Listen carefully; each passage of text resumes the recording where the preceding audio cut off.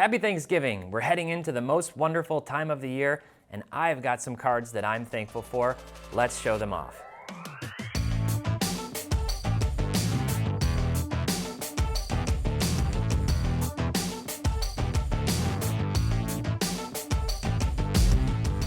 Hey everyone, welcome back to another episode of Data Dive, and this week, not much data. I'm just looking at the cards. I'm happy to be sharing some of my PC. I hope you all have had a great Thanksgiving, at least for those of you who are in the US celebrating Thanksgiving in this country.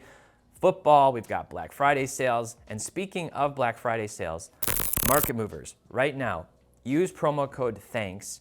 Go to marketmoversapp.com and use promo code THANKS, and you're gonna save 30% off of any annual plan. That's a fantastic deal. You can get Market Movers. Normally the starter plan, $99.99 per year. That's less than $10 per month when you break it down by month. And now you'll save 30%. So go check that out. I hope that you'll like it. You'll get 14 days to try it out and then 30% off for free. Now I'm just gonna jump into it and show you some of my favorite cards. All right, so let's get into it. And I'm gonna go through these. I'm not gonna spend a ton of time on them. I've got a huge stack here. I like my PC, but this one, it's in a mag, it's in a one touch. You heard me talk about that last week, and this is the 1998-99 Essential Credentials Future of Hakeem Olajuwon. It is not graded. This is numbered 52 of 55. This is one of my absolute favorite cards in my PC. I picked it up years ago for much less than I think it would be worth today, so I'm really happy to have this card. This one has some sentimental value. I'm not a Suns fan. I do like Devin Booker, but I am from Grand Rapids, Michigan. I'm gonna zoom up. These are the hometown heroes. It's an on-card auto of Booker. This one is numbered 21 of 25, and Booker actually went to Granville High School, which is right down the road from where I used to live. I used to live essentially in Granville, and so that's a really, really cool card. I picked that up also a few years ago. These next two cards kind of go together. Big Chiefs fan, and it's because of this guy, Priest Holmes. When Barry retired, I was heartbroken. The Lions were just making me mad year over year, and I said, I'm gonna pick an AFC team. My high school was the Red Arrows, so Chiefs made sense. Same logo, same mascot, and Priest Holmes was an absolute beast. This is Spectra. It's an on-card auto, gold vinyl. This is numbered 1 of 1. You can see that in the bottom corner or bottom side of the back of the card. And then this one is masterpieces. These are the original 1 of 1s. You can see, whoops, I'm gonna go here, the only 1 of 1 masterpiece. I actually bought this from the Chasing Cardboard team about a year ago maybe, and even though it's not in a Chiefs jersey, this was just too good to pass up out of Fleer. Mystique, really, really cool card. By the way, these are in no particular order. Unlike some people, I can't rank my cards 100 to 1. It would just be too hard for me. There's redeeming qualities about all of them. This is a really cool card that I became aware of last year. And what this is a 5-on-5. This is the starting lineup, if you remember, from the championship Pistons. So much nostalgia for me for that team. But then when you flip it over on the backside, you've got their nemesis, the Malice at the Palace. Technically, this is not the Malice at the Palace roster. There's no Ron Artest Meta World Peace in this, but still a really cool card for that rivalry's sake. And game-worn patches, game-worn jersey pieces, very cool. Similarly, also game-worn, this is just the squad, front and back. So we've got Big Ben, Rip, and then we've got Rashid. And on the other side, we've got Chauncey and Tayshaun. A little bit OCD for me on this, that I feel like it should be Chauncey and Rip on the front, like have the guards and then have the forwards in center. But this is also a really, really super cool card called the Luxury Box, I guess, out of Topps Luxury Box, numbered to 193. I mentioned this set last week. I showed it off, so here it is in person. This Topps Dynasty John Smoltz. I've started a little John Smoltz PC.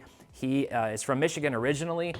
He was drafted by the Tigers, never played for them. He's a Michigan State fan. He almost went there, but he was actually drafted out of high school, and then obviously went on to have an incredible career with the Braves. So there's a lot of cool connections for me to that, and he's still a local guy here calling Braves games and other games. I've got the 2004 Topps Pristine Chauncey Billups Gold Refractor. This is an absolutely awesome card. I picked this card up from a friend, Aaron Johnson, on Instagram. This is numbered to 27. You really don't see these. I believe this is a Pop 1 in the PSA 10, which again, it doesn't necessarily move the needle for me, but it does make it a little extra special. These are just really hard to come by. Pristine from 2002 to 2004, one of the most slept on sets in my opinion. I showed these off last week. Here it is, the Bowman Inception J-Rod, and then the Messi blue color match. You can see just that saturation and color pop is incredible. Here's that SGC 10 Erling Haaland in the blue as well. And then these next 3 cards are also going to go together. So this first one is the 2020 Kaboom Barry Sanders. This is in a PSA 9. I mean, you can't go wrong with the Kaboom. You all know the Kabooms. This one, great image. One of my favorite soccer players, Luka Modric, fantastic player. This is from 2017. Those are very hard to find. Even harder to find, 2014 Panini Excalibur. These are some of the OG Kabooms. And Grant Hill, this is just a really cool Kaboom of Grant Hill.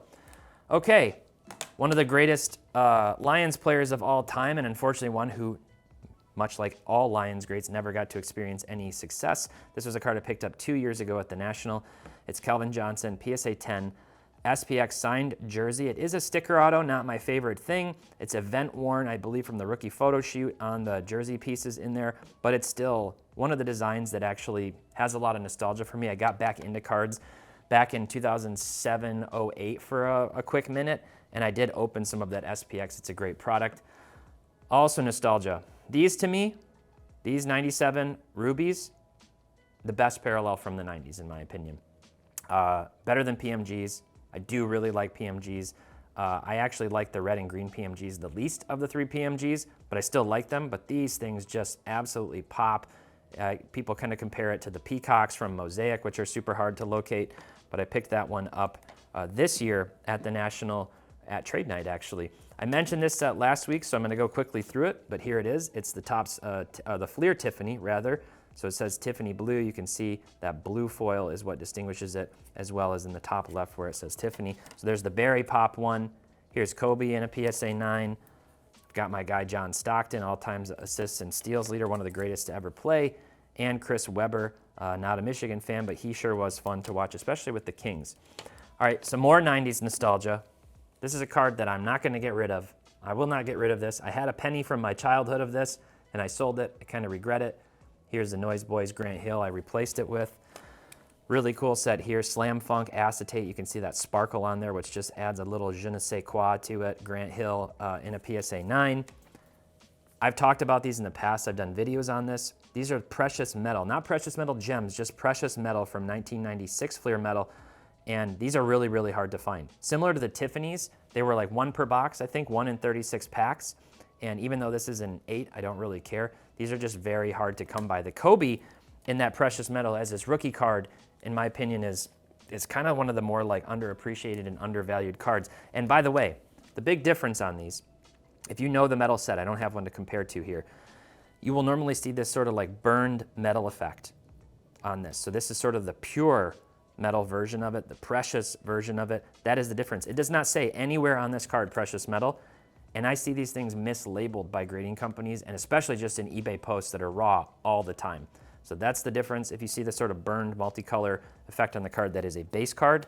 The precious metals have that normal silver effect. This set just absolutely pops. It's technically a parallel of an insert, so I guess I wouldn't stack it up against the Rubies in that regard because it's not a base parallel, but this is fantastic. This is the high voltage 500 volts, and these things just, I mean, this isn't even doing it justice. These absolutely pop in hand. This is numbered to 500, which is pretty cool. Sounds like a lot, but trust me, those are pretty hard to come by. Next up, Blank Slate. You guys know I love Court Kings. You know I love Blank Slate. I've had this card for years. I graded it myself, came back a 10. This set actually just generally grades really well, so that's a really cool one. Honestly, I've got to kind of talk about something, and it's with this card and some of the cards that are coming up. This year, this is really important and kind of an aside. When you have cards in your collection and you're able over years to build up, the value, there is no shame if you've got other financial priorities, other things that you need to commit money to, in considering moving even some of your favorite cards. It's hard. It's really hard to let them go. This is one of my favorite cards. I mentioned last week or a couple weeks ago that I don't really care about the grade of cards. I'd be fine having this raw or in an 8 or something else and not having this premium for a 10. So this is a card that I actually might consider moving and then trying to downgrade for my collection to free up some capital. I've been trying to put more emphasis on health, on my family. I've got kids in school now. I've got all kinds of things, and you need to be really mindful of that. So I think that's just, kind of a little pep talk. Don't ever get stuck in the mud about cards. You can always get them back unless maybe they're one of ones. So I'm going to mention that about that Giannis. This card I graded myself. I bought this on ComC I don't know, like 2 years ago. These are very rare. A lot of people know the exclamation points from basketball. The football set, maybe somewhat rare in my opinion, but completely obliterates the design for the exclamation points in basketball, which I'm actually not a huge fan of. And this card is just like bejeweled, bedazzled. It's acetate. You can see through it. You know, there's my fingers. These are really rare. I think these were 1 in 288 packs, and got a PSA 10 just from a card that I had purchased on ComC. All right, these next 2 cards, and then I'm gonna have a stack to kind of go through, a little stack that are all related. But these next 2 cards, definitely near the top. They're on kind of my Mount Rushmore list. This one, the Drummond, the gold, it's a BGS 10. I don't love it because it's a rookie card. I don't love it because it's a BGS 10. I'd be fine actually having a lower grade on this. It's actually another card that I might consider downgrading on because it's not super important to me to have this. I know there's a black label out there that exists. I saw it on eBay for like a minute a few years ago, and they wanted like 10 grand for it. I would never do that. It's still the same card. These are numbered to 10. I just really like this 2012 Prism set, the design. And it's, again, not because it's the first year of the set even. It's just a fantastic design. Fantastic design. It's elegant, it's simple. These refractors really pop from 2012 and 2013 in particular. So that is definitely a center stone of my Drummond PC. And then you guys know this card too. And all I'm gonna say about this one is, this is the other card that for financial reasons, I'm thinking about moving. I'm considering it. I haven't posted it anywhere. I haven't even really floated it out there. It's gone down. I bought it at the National 2 years ago. It's definitely come down in value. I'm not like aggressively looking to liquidate it and not in that type of a position, but like I said, home repairs and health expenses and all kinds of things like that, this type of a card would make it easy to get some of that money back right now and put it toward other things for my family. So if any of you do have interest in this card, let me know. I'm telling you, this is absolutely, this was the card for me. Like I said, I made the video 2 years ago. This is my favorite card. It's my favorite card from the 90s for a million different reasons of nostalgia. It's a beautiful card. I think it's Kobe's best looking rookie card. And it would be really difficult, but I do know they're out there. I know there's more out there. I know I can always come back to it, maybe get one with the peel off, which I would kind of prefer. So it's tough. I'm sure I'll get some comments down below. Oh, look at you showing your favorite cards, but you want to sell them. No, it's just, you know, you make those tough decisions. Last stack here. You guys know I've built this Drummond PC. It's been such a fun journey. I've mostly closed that PC, to be honest, outside of one of ones and you know, some elusive parallels from his Pistons jerseys. I'm not really going after a lot more because I have most of it by now, but this has just been really cool and something I still am kind of in awe that was able to accomplish with a lot of help from the community and Instagram. Here's the Nebula run. I've got entire Prism Rainbow runs from multiple years, select entire Rainbow runs of everything, including the one-of-ones. So you got the 2018 Nebula, the 2019 Nebula, the 2020 Nebula, and then likewise, here's the 2015 Black one-of-one, the 2018, the 2019 True Black, the 2019 Black Shimmer, the 2020 Black Shimmer. And you'll notice I graded all of these with tag. Well, TPott, why would you grade those with tag? Because I like what they're trying to do. I like the idea of more objective grading. I don't know that, you know, the science behind it, it's tough. There's a lot of questions around it. Is it reliable? Other companies have tried it. Maybe not so great, maybe not as consistent as promised, but I think it's where the industry needs to go with grading.